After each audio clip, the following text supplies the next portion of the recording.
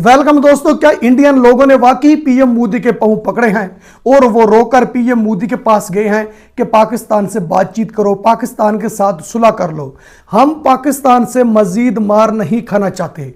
और पीएम मोदी बहुत ज्यादा परेशान हो गया है और डिप्रेशन में चला गया है और पीएम मोदी को यह बात माननी पड़ेगी, पाकिस्तान से बात करनी पड़ेगी, पाकिस्तान के साथ सुलह करनी पड़ेगी मार से बचने के लिए।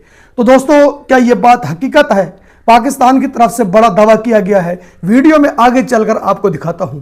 और पाकिस्तान में शराब और नशा बेचने वाली औरत जो पकड़ी गई है, उसके साथ पाकिस्तानी मुल्ला मुलविस हैं दोस्तों, पाकिस्तानी मौलवी जो इस्लाम का भाषण देते हैं, जो नमाज और कुरान पाक पढ़ाते हैं, वो मुलविस निकले हैं दोस्तों बड़ी शर्मनाक बात है। जब आप ये सुनेंगे ना तो एक बार आपके अक्ल के रोंगटे खड़े हो जाएंगे कि आप पाकिस्तानी मुल्ला वाकई ये काम कर सकते हैं। और पाकिस्तान के फॉर्मर प्लेयर और फॉर्मर कप्तान शाहिद अफरीदी की इज्जत को मट्टी में मिलाकर रख दिया है दोस्तों। पाकिस्तानियों ने उनकी कुत्तों वाली करके रख दिया है। ऐसा क्यों किया है पाकिस्तानियों ने, यह भी आगे चलकर आपको दिखाता हूं। और पाकिस्तानी मुल्ला कई हिस्सों में बढ़ चुके हैं दोस्तों। जो पाकिस्तान के मौलवी हैं, कई पब्लिक की बात कर रहे हैं और कई ऐसे शर्मनाक काम कर रहे हैं दोस्तों। अब मुझे ऐसे नहीं लगता कि ये इस्लाम का काम करेंगे। तो दोस्तों, सबसे पहले वीडियो देखिए, फिर आगे बढ़ते हैं। भारत में पाकिस्तान से बात करो, पाकिस्तान से बातचीत करो, इस सिलसिले में आवाजें उठना शुरू हो गई हैं और आवाजें भी ऐसे क्वार्टर से उठना शुरू हो गई हैं जहां पे नरेंद्र मोदी जो है जरा कुछ परेशान होंगे, क्योंकि उन जगहों से आवाजें आ रही हैं जहां पे एक्चुअली ऐसी जगहों से ये डिमांड आ रही है जहां पे उनको इन डिमांड्स को सुनना पड़ता है। यानी पाकिस्तान के साथ बातचीत के दरवाजे जो है बंद नहीं होने चाहिए। और आरएसएस जो है वो भारतीय जनता पार्टी बीजेपी की नजरियाती सरपरस्त है और हौसा वाले आरएसएस के चीफ मोहन भागवत के बाद जो है वो नंबर 2 आरएसएस के अंदर जो है वो कंसिडर किए जाते हैं। और उन्होंने कहा है कि जंग और पाकिस्तान को तनहा करने की पॉलिसी से इंडिया को कुछ हासिल नहीं हुआ है। उन्होंने कहा जी पाकिस्तान टूटने वाला या बिखरने वाला नहीं है, पाकिस्तान को तनहा करने की कोशिश में भारत खुद तनहा होता गया है। ये हैं जी अफरीदी पारशिया, जिन्हें अवार्ड इसलिए दिया जा रहा है कि वो क्रिकेट में सबसे ज्यादा 0 पर आउट हुए हैं और पॉलिश करने में बहुत माहिर हैं। तो दूर फिटे मुंह पटवारियों। आप तो वो 13 अरब रुपए के जहाज में फराटे भर रही है, एंजॉय कर रही है। पाकिस्तानी कौम है कि वो दूध के लिए तरस रही है। महंगाई का तूफान एटम बम की सूरत में पाकिस्तानी कौम के ऊपर मार दिया गया है। लोग अपनी ईद पर कुर्बानी नहीं कर सकेंगे, कब्रें खोद दें, कफन दे दें पाकिस्तानी कौम को। इस वक्त ये हालत हो गई है। पाकिस्तान को इस वक्त हकीकत के तौर पर तबाह कर दिया गया है। हमारे बच्चों की निजाम तालीम को तबाह कर दिया गया है। आए रोज छुट्टी है। पाकिस्तानी कौम सुने, कतील ने कहा था, कतील उससा मुनाफिक नहीं कोई जो जुल्म तो सहता है बगावत नहीं करता। फिर इस जालिम निजाम के खिलाफ बगावत करना फर्ज हो गई है। हमारे बच्चों की निजाम तालीम को तबाह कर दिया गया है।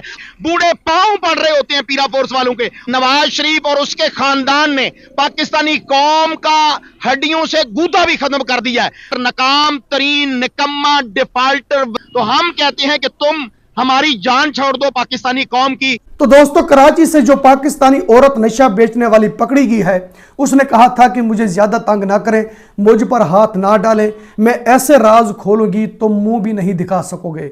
तो दोस्तों, आखिरकार ऐसा ही हुआ है, उसने राज खोल ही दी है। कुछ ही देर पहले उस औरत ने बताया है कि जो पाकिस्तानी मुल्ला है ना, जो मौलवी हैं, जो इस्लाम का भाषण देते हैं, नमाज और कुरान पढ़ाते हैं, वो मेरे गाहक रहे हैं, वो मुझसे नशा खरीदते रहे हैं, मेरे साथ वो बहुत बुरे काम करते रहे हैं। दोस्तों, एक पाकिस्तानी मुल्ला है जिसका नाम है मौलाना तहर अशरफी। उसका नाम दोस्तों पहले नंबर पर आया है कि मौलाना तहर अशरफी जो है ये मेरा गाहक रह गया है, मुझसे नशा भी लेता रहा है और मेरे साथ बुरे काम भी करता रहा है। तो दोस्तों, ये वो मौलाना तहर अशरफी है जब ऐलान किया गया था ना कि हम इंडिया से जंग जीत गए हैं, तो इसने कुरान पाक की सूरतें पढ़ी, इसने लंबी लंबी तकरीरें की, इसने कौम को मुबारकबाद दी कि हमने इंडिया से मार का हक जीता। ये वो मौलाना तहर अशरफी है दोस्तों जो नमाज और कुरान पढ़वाता है, इस्लामी भाषण देता है।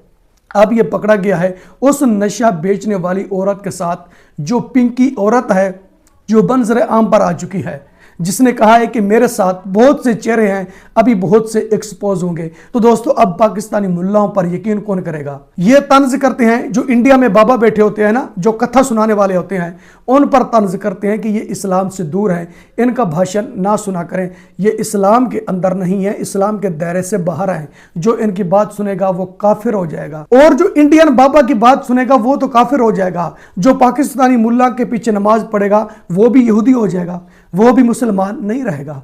अब आपके भाषण नहीं चलेंगे, अब आपकी ड्रामेबाजी बिल्कुल नहीं चलेगी, क्योंकि आपकी हकीकत सामने आ चुकी है। तो दोस्तों इसके अलावा पाकिस्तानी जर्नलिस्ट मंसूर अली खान ने दावा किया है कि जो इंडियन लोग हैं ना, वो पीएम मोदी को अपील कर रहे हैं, पीएम मोदी की मिन्नतें कर रहे हैं कि पाकिस्तान के साथ सुलह कर लो, पाकिस्तान से बातचीत कर लो, अब हम मजीद मार नहीं खाना चाहते।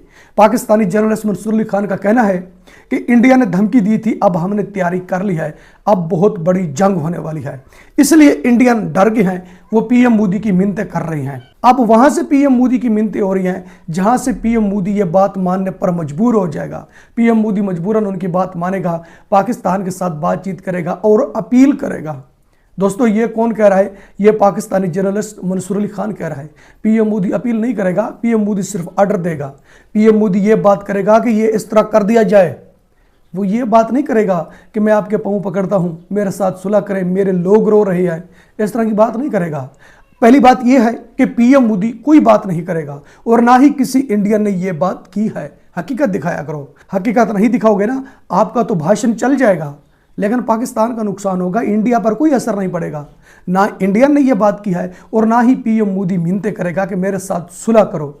ये झूठ बोलना छोड़ दो, ये आपकी बहुत बड़ी मुनाफकत है, आपके अंदर जो बुग्ज है ना, ये पाकिस्तान को नुकसान दे रहा है। तू तो वही मंसूर अली खान है ना कि जब इंडिया पाकिस्तान की जंग हुई तो तुमने ये बात की थी कि पीएम मोदी सीज फायर करवाने के लिए भागा, उसने ट्रंप के पांव पकड़े कि पाकिस्तान के साथ सीज फायर करवाएं, अब पाकिस्तान मार रहा है।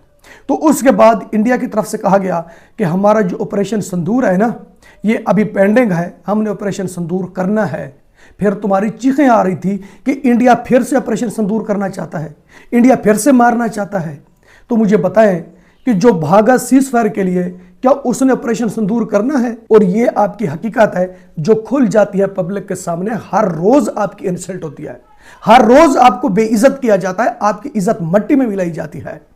आप भाषण दे देती हैं, झूठ बोल लेती हैं, जो फिर आपके साथ होता है ना, दुनिया देखती है कि आपके साथ क्या हो रहा है। इसलिए कहता हूं झूठ बोलना छोड़ दें।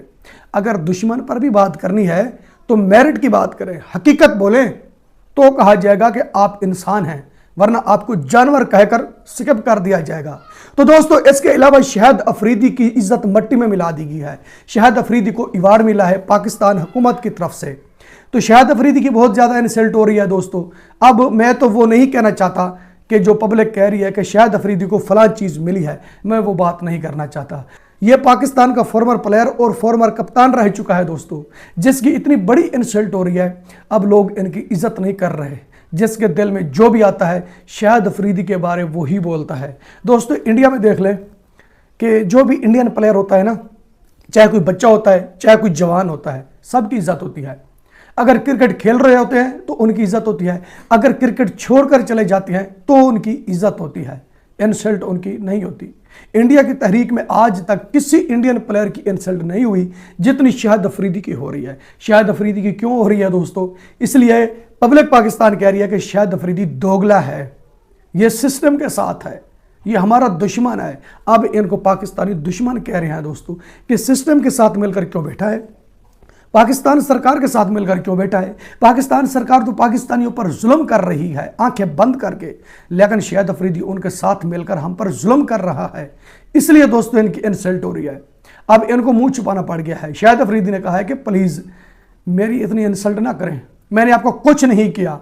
कुछ लोगों को सामने लाया गया है जिन्होंने कहा है कि शाहिद अफरीदी तो पाकिस्तान का हीरो है, इसने पाकिस्तान को बहुत ज़्यादा फायदे दिए हैं, इनकी इंसल्ट मत कीजिए, इनको अपना हीरो मानो। दोस्तों हीरो तो दूर की बात है, पाकिस्तानी इनको जीरो भी नहीं मान रहे, इसलिए इनकी दोस्तों बहुत ज्यादा बेइज्जती की जा रही है। तो दोस्तों इसके अलावा एक और पाकिस्तानी मुल्ला है, अब वो मैदान में आ चुका है। वो क्यों आया है दोस्तों?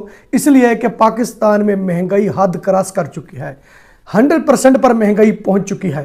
अब पाकिस्तानियों की पहुंच से हर चीज दूर हो गई है। पाकिस्तानी कुछ भी नहीं खरीद सकते। वो पाकिस्तानी मुल्ला दोस्तों मैदान में उतरा है, कैमरे के सामने आकर पाकिस्तान सरकार की वो की है दोस्तों जो नहीं सुनी जा सकती। उस पाकिस्तानी मुल्ला ने कहा है कि आपने तो इलेक्शन से पहले कहा था कि हम आपके लीडर हैं, वोट हमें दो और हुक्मरान हमें बनाओ। तुम लीडर नहीं निकले, तुम तो डिक्टेटर हो।